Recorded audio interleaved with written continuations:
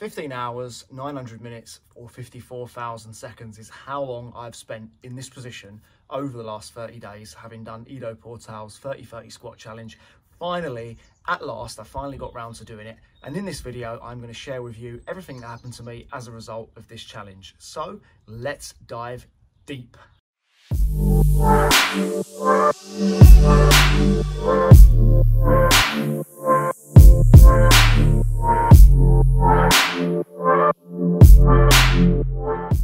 So I'd actually done Ido's hang challenge before doing this challenge a few years ago now, the 7 minutes a day hanging for 30 days with great results. So that fixed my right shoulder impingement good and proper. That was a really good challenge. So I'd known about this squat challenge for quite some years, but I'd never motivated myself to actually get round to doing it.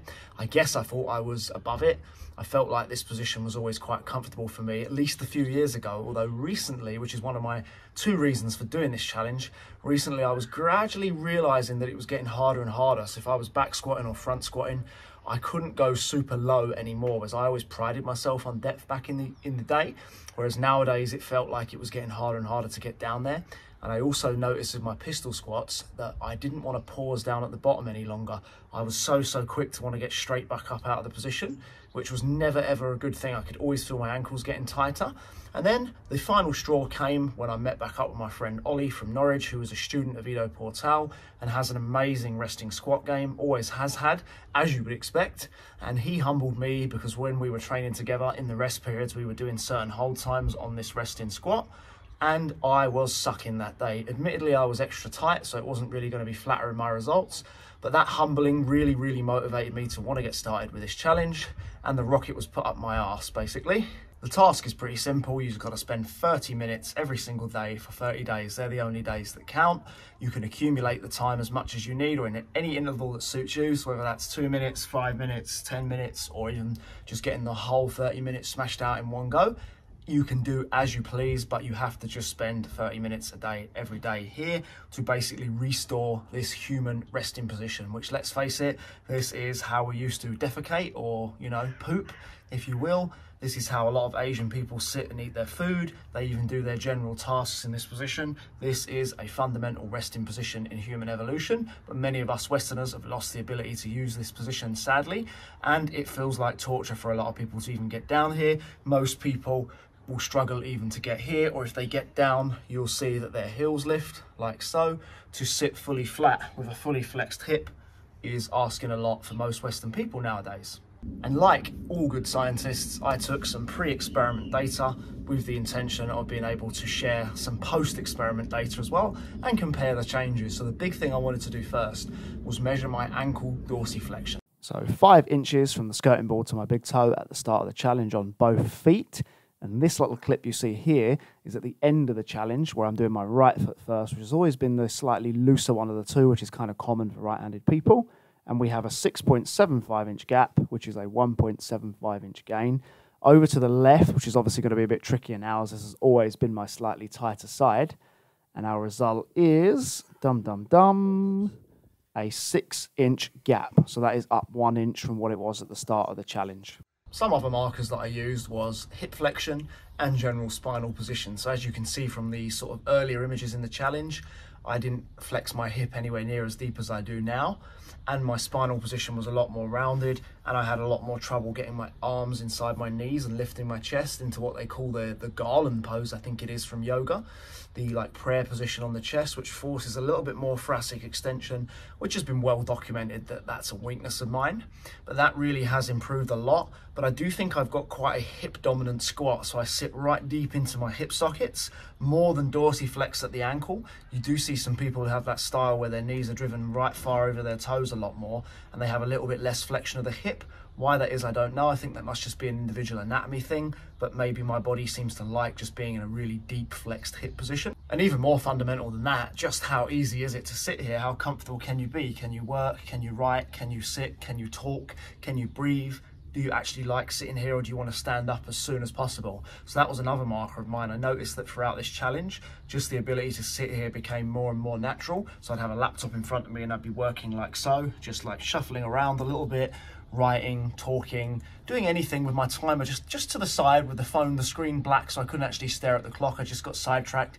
I'd take in information, I'd watch YouTube videos, television, I'd write PT plans. I would do anything that I could do in this position where I'm demonstrating now with this kind of movement, and that was getting easier and easier and easier.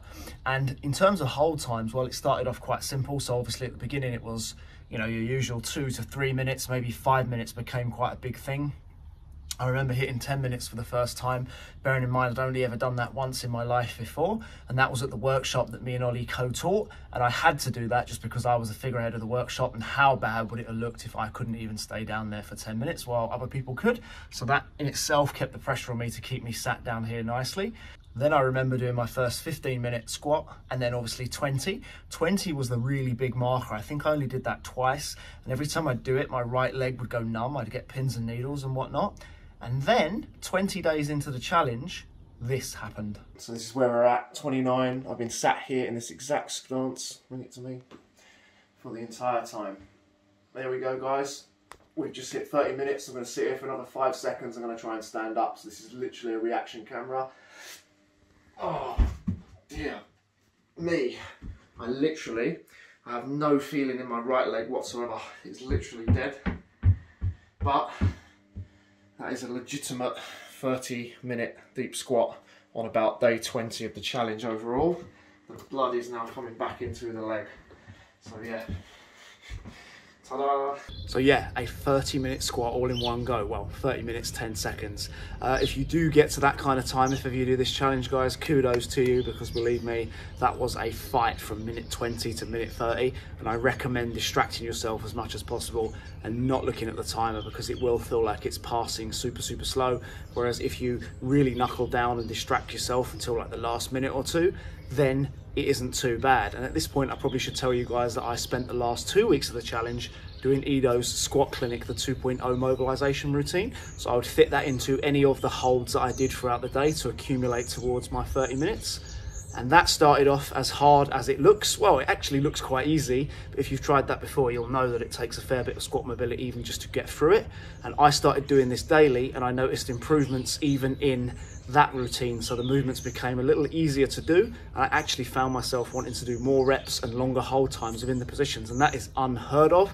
Whereas when I first used to try that back in the day, when I saw it and thought, there's a good warm-up to do before like a squat workout, I wanted that over as soon as possible and really regretted doing it, and I'm sure you guys can relate, right?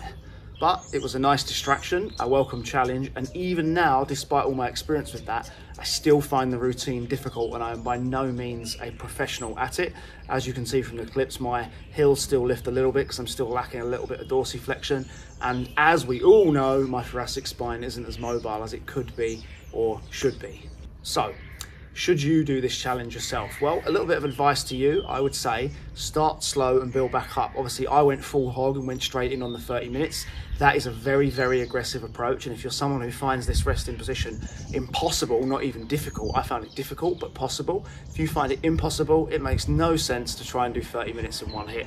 Why not start with, say, 5 minutes on the first week, 10 on the next, 15 on the third, 20 on the fourth, take a week or two off, come back and then start back at 10 minutes, 15, 20, 25, 30, and then work your way to the full 30. You can still get benefits from doing that, okay? So don't feel like that's not the case. Obviously, if we're being technical, the movement culture guru guys would kick you out of the squad for not doing a full 30 minutes every single day for 30 days. And that leads me to another thing I would modify, is I would not do this 30 days straight with consecutive days. I would take rest breaks as and when you need it. Obviously life gets in the way. Your body isn't going to always feel like sitting here all the time if you've done leg days or you've worked on other flexibility components. Sometimes you're just busy. You can't get 30 minutes of the time spread into the day. It doesn't make you a bad person. The sun will still rise in the east in the morning and set in the west. You can just pick up the next day and then just tally up 30 days total. I think that is a much, much better approach. And I'd also not be scared to modify it as you need. So if sitting down here with fully flat heels is a little bit difficult for you, a little shuffle around. I mean, I did this through quite a bit of my challenge, so I wasn't spending every single second with my heels pinned down.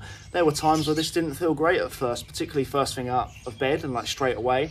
It actually felt pretty crap. So I would just shuffle around like this, move around, going from one heel flat to the other as I need. Sometimes I'd have my hands outside my legs, with a rounded back. Sometimes I bring my hands inside my legs and lift up through the spine.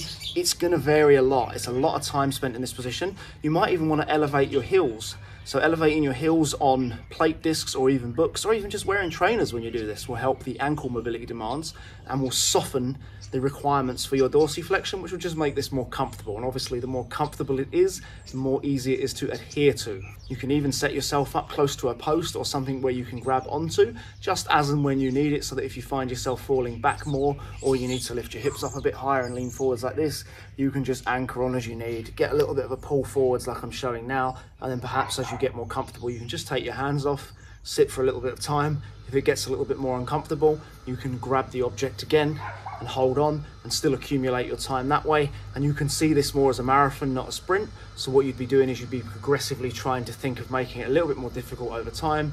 You might take your shoes off, you might decrease the elevation of your heels, use a little less assistance, anything of the above, yeah? So you're just building up to spending more and more time in this resting squat. Oh, and one last thing that no one ever talks about when it comes to this challenge is the amount of time you spend in hip flexion, where I am now, yeah, with your hips flexed. So if you're someone who already has quite tight hips and has never worked on hip extension, i.e. progressions towards front splits, for example, or the reverse hero pose or bridge work, anything where you're opening up the anterior chain, it might be worth counterbalancing it a little bit with some of that. This can be simple stuff like just doing couch stretches, maybe even just once a day, 2 minutes at the end of the day, just to realign the hips to stop them getting too short and too flexed.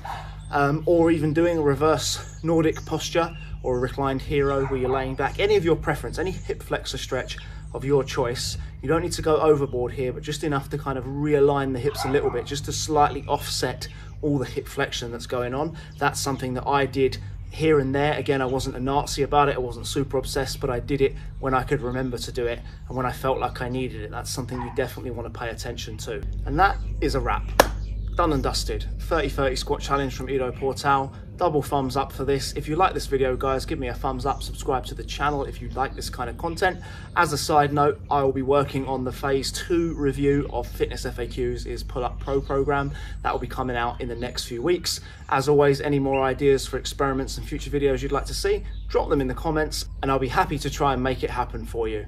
Thanks for watching once again, and I'll see you in the next video. Peace out.